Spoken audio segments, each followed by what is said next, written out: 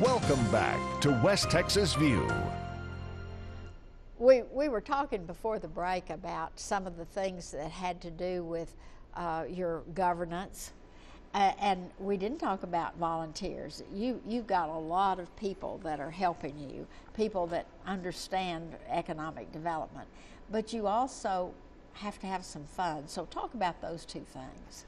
Well, all of our board members are volunteers. They're all businessmen here in the community, from the Chamber Board to the Odessa Development Corporation and Grow Odessa boards. They're all great people. They're all committed to the community, and they're all spending their time and resources unselfishly to help promote Odessa.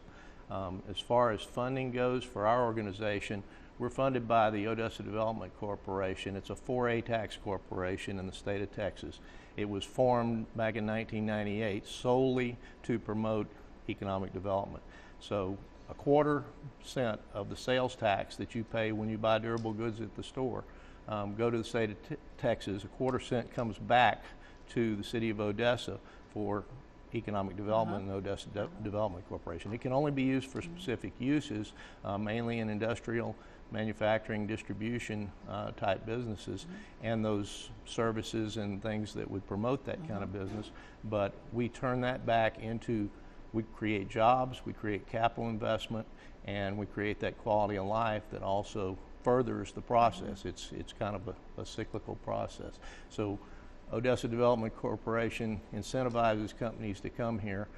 They grow quality jobs and they create capital investment. That in turn leads to more ad valorem taxes and more sales taxes, which then again comes back to us. A piece of that comes back to us to promote it and again. More people to buy the goods and services that we already have and eat in our restaurants.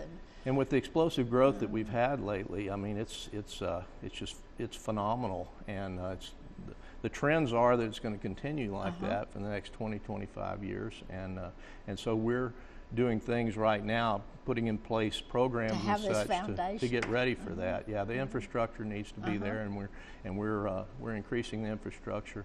Odessa has a lot of great services and a lot of great people here, and so we're keying on that when we go out and I go to trade shows and I go to site selector events all over the country, and we tell people about that. We promote the story. So we're trying to get all of the quality jobs and build all of the capital investment that we can here. I think I'm working on projects right now. We have about 11 projects underway, and those have the potential of creating 650 new jobs if they all occur, and about $4 billion in capital investment for the city of Odessa. So we're working on a lot of significant projects, and it's a good place to be right now. And a lot of people say things like, well, they're so secretive, but you have to be secretive when you're courting someone. There's so much that has to be done to keep another community from. It is a very competitive environment, and because companies, when they relocate, things like their employees, if they have to replace employees or if they have to relocate those employees, a lot of times they don't want that information out in the public realm until they make the final decision. So we do honor that. We do confidentiality agreements with those clients and work with them and try to keep that information private until the last minute. Now, once it gets to the Odessa Development Corporation, which is funded by state sales tax dollars, then it becomes public record, and whatever incentives are introduced at that point become public record. So, but we do try to keep some confidentiality about it because loose lips and ships, as they say. And that has really quailed a lot of deals, is when the word leaked out before they were ready for it too. And it has in the past. I've seen it on the site selection side where I worked before. I saw that plenty of times. There were actually communities that lost out on opportunities because of the lack of confidentiality in the system. So it's really important that we keep that, and that keeps the clients happy, and keeps them heading our way. Tell me what you would do if you had a company that was interested in coming here, that was going to need a lot of employees in the engineering and engineering tech type, just as an example. and we don't have a big surplus with our population, with our limited population. And so what do you do to attract that kind of? There are several different ways to do it. We recruit from outside. I've seen other cities put up outside Dallas-Fort Worth Metroplex. I've seen cities put up recruiting billboards. So they recruit from other major metropolitan areas. We also do a lot of the homegrown training. We can work with the colleges and higher education and even ECISD here about getting programs together, workforce training programs, degree programs, and such like that to organically grow those people so that we don't have to import a lot of them. Right now is a good time for companies to relocate to Odessa, because we do have a little better workforce availability right now. We're still under 5% unemployment, but there are a few people out there available, whereas before, a year ago even, it was very tough to get.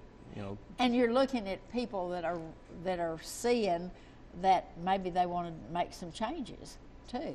Oh yes, actually, people are always interested in upgrading their education and making more money, things like that. And so we're seeing a lot of that right now.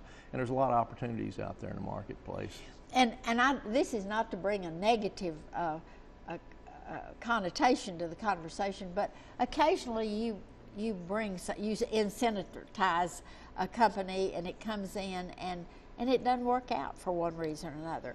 And so this is part of the game, and people need to understand that you're not going to always hit a home run. There's always a little risk involved. I think most economic development corporations these days have some mechanisms in their incentives agreements, either a clawback provision, or in the case of Odessa Development Corporation, most of the funds are after the fact, basically, after the jobs are created, first year, second year, third year, fourth year of an agreement, then they get those funds. So, and there's an audit done, and there are things put in place so that we make sure that we not gambling with the taxpayers' money. You're doing as much as you can to assure it. We're going to have to take a break. We'll be back in just a minute and finish this conversation with Scott Jones from the Economic Development arm of the Chamber of Commerce at Odessa. Stay tuned. West Texas View will be right back.